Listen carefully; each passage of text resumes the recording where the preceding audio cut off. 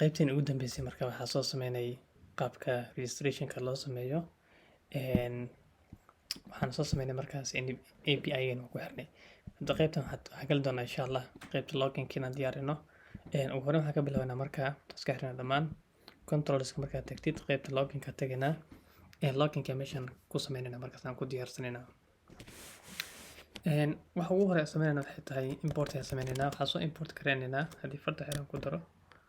waxaan marka hore soo import gareynaa markaasi lumaa users ay soo import gareynaa waxaan ka keenaa marka waxaa leeyahay dib u laabo okay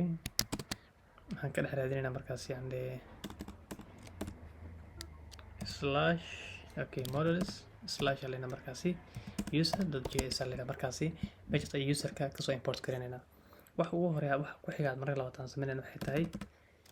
حسب export const علينا مركزي login سين هناخدنا إن شاء الله اسم هناخدنا مركزي function parameters كو قادنا حكمنا مركزي request يستعمل دنا مركزي response ده استعمالنا كدبنا حسبنا مركزي جديد وحكوس من حلينا try and catch مركز مننا علم دياي قيد register كقاب كان كوسا زماننا عمل أيوة أسيجنا مركزي لمدياي inta markaas sameeyno qaybtan hoos waxaa sameynaa markaas return ayaa ku sameynaa xalinahay meesha u dambeyso response.send and status kita fiiri markaas status waxaa ka dhigaa markaasi inuu 500 server error inuu jiro kadib waxaa la json kadibna errorka soo bandhiga wuxuu noqon doonaa markaa error.message ayuu noqonaa try waxaa gali doonaa markaasi oo ugu horeeya leenahay qofka markuu login sameeyo dabcan wuxuu soo pass gareynaa markaas waxa lagu email iyo soo diri doona lagu magacaabo iyo password ay soo dira markaasi waxaan markaas let sababta let isticmaalna waa in sheega let ay leeyahay kadibna xalay markaasi xasbina markaas waxaan kala bixi doonaa body waxaan kala bixi doonaa markaasi laba shay email iyo password ay kala bixi doonaa request.body waxaan kala bixi doonaa markaas waxa lagu magacaabo email iyo waxaan kala bixi doonaa password okay sababta markaas emailka let aan u doortay const waa dhigi kari laakiin let sababta oo waxay tahay waxaa emailka mar labaad inaa qiimo ka bedeli karo sababta waxaa dhihi rabaa email oo la mid yahay emailkaas leena markaas isla emailkii waxaan u bedelinaa markaasi to lowercase waxaan fartan small ka dhigno sidoo kale waxaan rabaa markaasi wixii space markaasi raacayo inaa asigana markaasi aan ka reebno markaa macna tree maxaa u isticmaalnaa waxa functionkaas methodkaas tree maxaa u isticmaalnaa laga yaabo qof markuu email soo qoray tusaale ahaan sida markuu yahay oo mat space no gadaal ka raacaya macquul marka spacekaas uu gadaal uu ka raacaynayo ama waxa bixinayo trimkaas meesha ka bixinayo waxa laga yaabaa meeshan ahmaad ama qaabkan uu soo qoro ama maxaa lahayd t qaabkaas uu soo qoro macquul marka database marka la fiirin intan kuma jirto saas daraadeed waxaa barbar dhigan markaasi emailka qofku soo geli ayuu ka dhigaa markaasi lowercase ayuu ka dhigaa farta ayuu yareeyaa markuu farta yareeyo kadib waxaan barbar dhiganaa qaybta database-ka haddii uu ku jiro iyo haddii kaleta sidaa daraadeed haddii meeshan constant ahaa lahayd mar labaan assignkaas equal leenahay ma samayn karno laakiin dabcan haddii let uu yahay waxaa awood u leenahay markaasi value meeshaas ku jiro in dib u bedeli karno ama mar labaad u assign gareyn karno okay inta markaas sameyno waxaan u baahanahay database-ka inaan fiirino oo soo fiirino emailkaas ma jira emailka database-ka ka soo raadina u baahanahay waxaan leenahay marka koowaad user leenahay equal await kadib waxaan leenahay markaas user.find1 kadib waxaan raadinaa waxay tahay email ayaa meeshaasi aan ka dhex raadinaynaa emailkii dabcan email saan waa dhigi kartaa emailkan ka dhex raadi laakiin javascript waxay ku fiican tahay maadaama key iyo value-gan isaga mid ay yihiinba halena markaasi email oo kaliya iska leenahay inta markaas sameyno waxaan soo qornay markaasi values emailkaas ayaan ka soo bixinaa gudahaas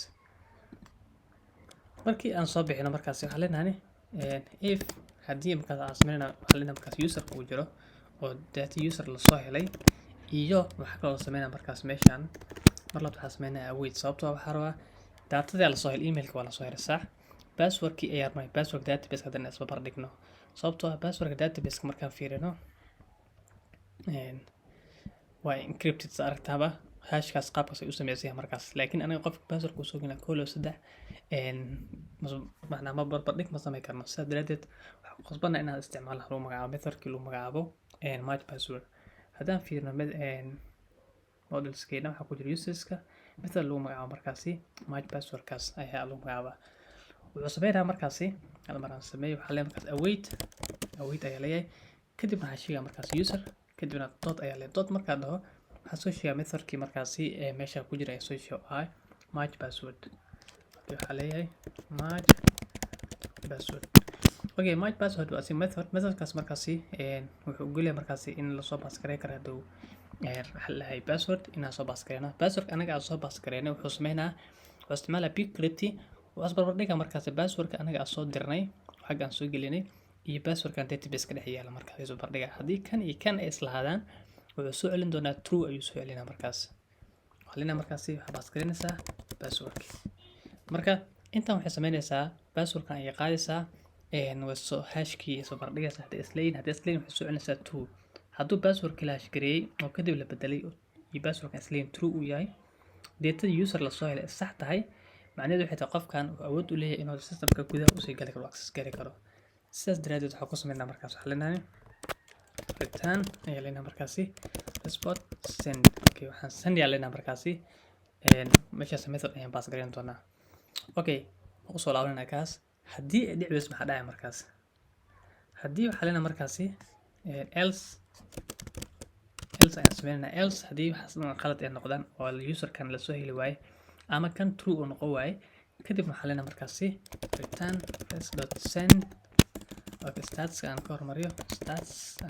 muxuu noqon doonaa unauthorized codeka loo yaqaano 401 ayaa loo yaqaanaa markaasi .json aan leenahay markaasi error wuxuu noqon doonaa invalid okay password credentials iska leenahay markaasi okay invalid credentials aan leenahay markaasi laga yaabo passwordka iyo emailka midkood inuu qaldan yahay u sheegaynaa okay safe adana marka balse waxaa u baahanaani ritaankan anaga sameynayna waxaa soo celinayna u baahnaa markaasi datada soo celin doon dabcan waxay noqon doontaa datadii qofkii oo ku sameyn lahay authenticate ku sameyn lahay ama systemka gudaha uu kula gali lahay waxaa ka mid ah datadaasi tokenkii inaad dirno user ID-giisii magaciisii waxyaaba wixii la mid ahay waxaa dirinaa ugu horeyn waxaa lagu magacaabo ID aan dirin ID xagee ka keenaynaa waxaan ka keenaynaa ID-ga userkan ayaan ka keenaynaa markaas waxaa leenahay markaas ID waa user.id qaabkaas uu qoran yahay mango ID-giis wuxuu qoran yahay qaabkaas marka MongoDB ayaa leenahay markaasi waxaa kaloo direynaa markaasi oo client u diray name waa direynaa asigana asna waxaa leenahay markaasi user dot waxaa leenahay markaasi name aa leenahay sidoo kale waxaa direynaa magaca emailkiisna waa direynaa asigana waxaa leenahay markaasi user.email ayaa leenahay sidoo kale waxaa direynaa markaasi tokenkii qofka uu ku sameyn lahay authenticate ku sameyn lahay tokenkaas u sameyno dabcan haddaan fiirno qaybtii hore registerkii hore haddaan sameyno meeshaan waxaan u sameynaa markaasi function loo magacaabo generate token tokenka waxaa sameynaa waxaa soo baas gareynaynaa ID-ga ayaa soo baas gareynaynaa ID-ga aan soo baas gareynay markaasi ID-ga aan soo baas gareynay wuxuu sameynaa markaasi JWT ay ku sameynaa kadibna markaasi expirationka iyo wixii tokenka noo diyaarinaa wuu nagu soo celinaa markaa okay intan ayaa markaa ku sameynaa copy ayaa leenahay taas copy de inta noo keen best noo dhe meeshaas okay generate tokenkaas markaasi aan isticmaalaynaa waxaan tegaynaa qaybtan waxaa leenahay generate token waxaan baas gareynaa dabcan lagu magacaabo ID-gii waxaa ka leenahay markaas user ID ayaan baas gareynaa intaa markaas sameyno waxaan nuu soo celin doonaa ID-ga qofka uu leeyahay magaciisa emailkiisa iyo tokenkii ayuu soo celinaa si fiican qaybta login waa intaas oo keliya waa intaas line oo keliya markaasi aan qoraynaa okay typescript okay types ma baahna iska dhafina okay inta markaas sameeyno login waa tijaabin laakiin intaan tijaabinin waxaa ku qasbanaa lagu magacaabo inaan sameeyo maxaa la dhahay routerkii qofku uu kasoo gali lahay ayaan diyaarinayna waxaa tegaynaa qaybteeni markaasi routerska kadibna waxaa tegaynaa loginka kadibna meesha loginkan waxaan ku diyaarinaa markaasi waxaa leenahay import sameynaa marka ugu horeyso express ayaan soo import gelinaa from waxaa ka keenaa markaasi express ayaan gelinaa okay intaan markaas sameyno waxaa kaloo soo qaadanayna markaas xulumaha loginkii import login import خلاص أو قري login from okay controls كده نحلنا مركزي login كسوقات .js حلنا مركز markii ay tahay reacti markii ay tahay qaybtan kale ta markaasi node-ka marka import isticmaalaysid dabcan waxaa raacinaysaa meeshan js raacsinaysaa laakiin react markay tahay uma baahnina fileka extensionkiisna sheegtid inta markaas sameeyo waxaa leeyahay isagana const router ay leeyahay markaasi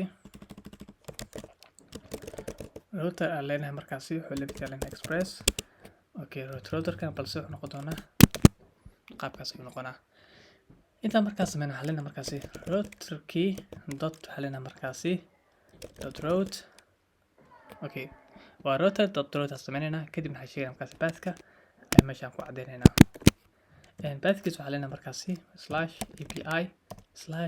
/api/auth/login kadibna waxa sheegayna markaasi methodkiisa ayaan ku sheegi karnaa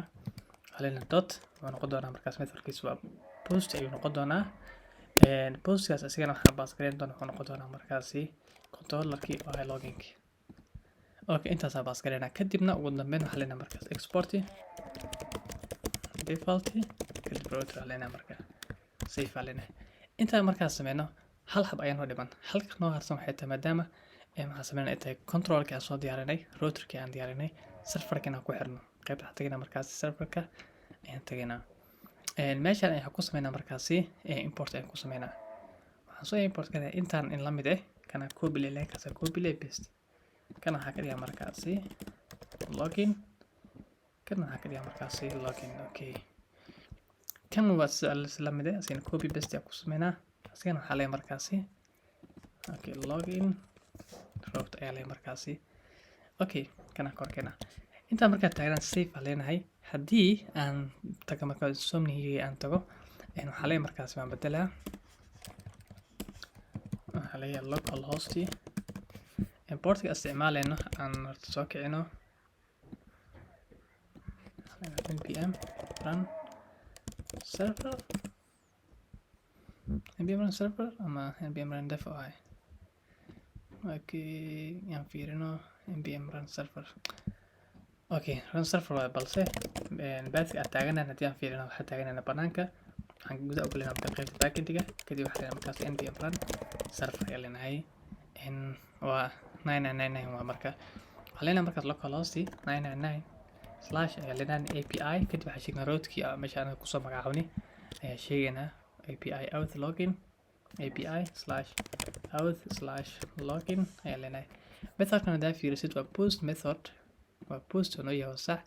waxaan baas gareynaa markaas oo noogu baahan yahay controlka tagtid laba shay email iyo password ayuu baahan yahay waxaa leenahay markaas emailkii waa kaa noo qoran passwordkan waa tiradaas leenahay tusaalankaasaa ku dhaafeynaa kadib waxaa leenahay markaasi post markaad wuxuu leeyahay user okay my password is not a function okay waxay ugu haystaa markaasi my password ayuu ugu haystaa oo ah function maahan ayuu leeyahay aan fiiriyo markaa wax ka qaldan controlkii aan tagaa okay how much password waxaan await kadib waxaa leeyahay markaasi user kadib waxaa leeyahay dot okay much password ayaan markaas okay much password maxaa inaga qaldan marka much password kan gudaha u tago userkii okay much password waxaa dhahay marka waad user ana user schema kadib waxaa dhahay markaas methods ka sheegnay kadib waxaa dhahay markaasi much password equal is in function okay is in function markaa dhahnay kadib waxaa sheegnay markaasi password qofku soo geliyay kadib return await be encrypted compare passwordkan iyo passwordkan okay my password waa inuu saxan yahay maxaa naga qaldan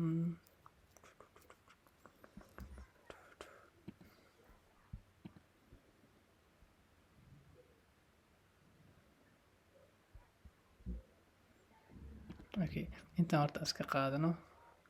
waxaan geeninaa marka variable okay waxaan geeninaa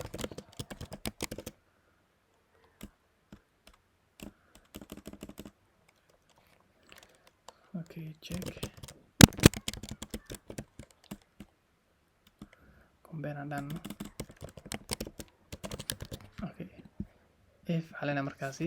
password and compare saa usii qurxino aan fiirina hal mar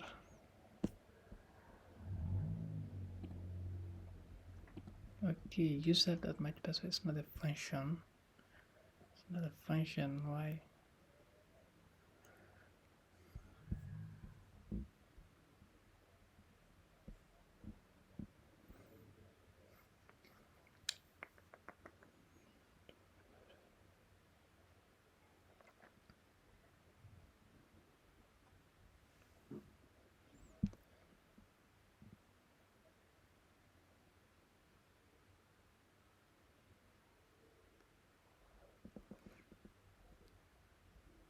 Okay, haddaan fahmay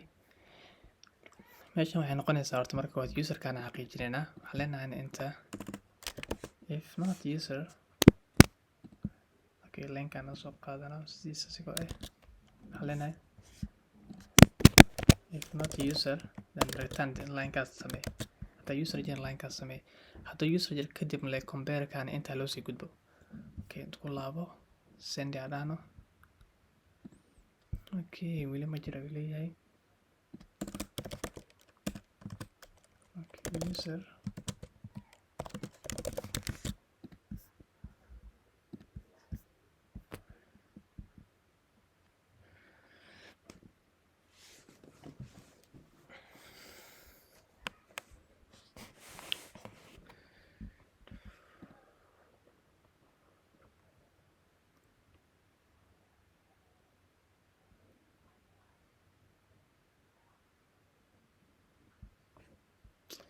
okay debugging yara sameynayna markaas userkaas okay usoo celiyo waa nadiif haddaan qaladno kuwan kale ku dar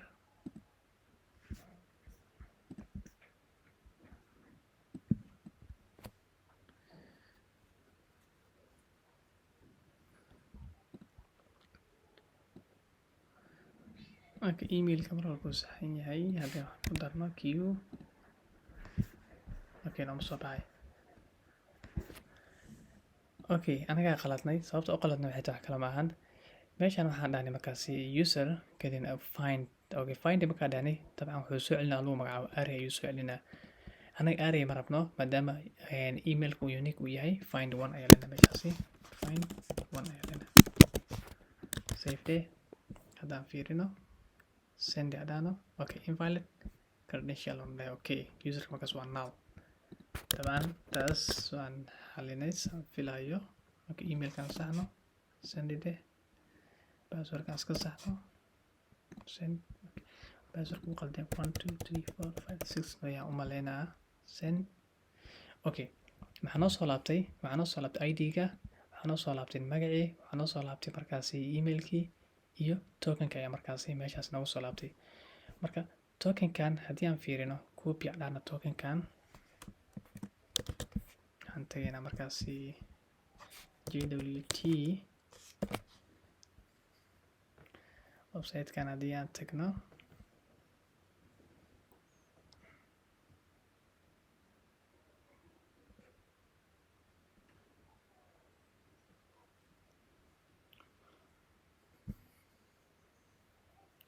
hadda waxaa soo adkareysna waa kan ayaan sameynaa markaas